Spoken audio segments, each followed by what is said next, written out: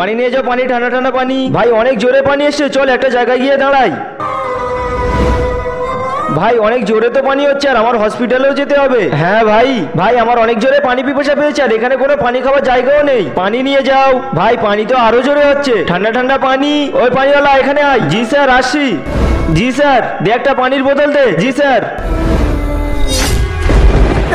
বেটা তুমি এত পানিতে ভিজছে কেন? তোমার তো শরীর খারাপ করবে। স্যার যদি এই পানির জন্য বাড়িতে বসে থাকি তাহলে কাজ কিভাবে করব? আর কাজ না করলে পরিবারের সবাই খাবে কি? হ্যাঁ বেটা, অভাব সবকিছু করাতে পারে। শুক্রিয়া স্যার। পানি নিয়ে যাও, পানি, ঠান্ডা ঠান্ডা পানি। পানি নিয়ে যাও, পানি। বন্ধুরা তুমি যদি জল খেতে পছন্দ করো তাহলে ভিডিওতে লাইক করে চ্যানেলটি সাবস্ক্রাইব করে দাও, আর যদি মদ খেতে ভালোবাসো তাহলে কিছুই করতে হবে না।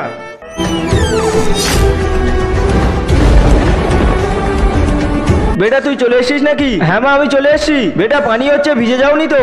না মা আমি গাছের তলায় দাঁড়িয়েছিলাম, ভিজে যাইনি।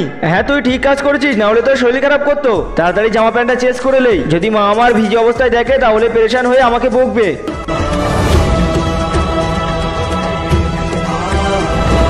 মা তোমার ওষুধ খাওয়ার টাইম হয়ে গিয়েছে, ওষুধ খেয়ে নাও।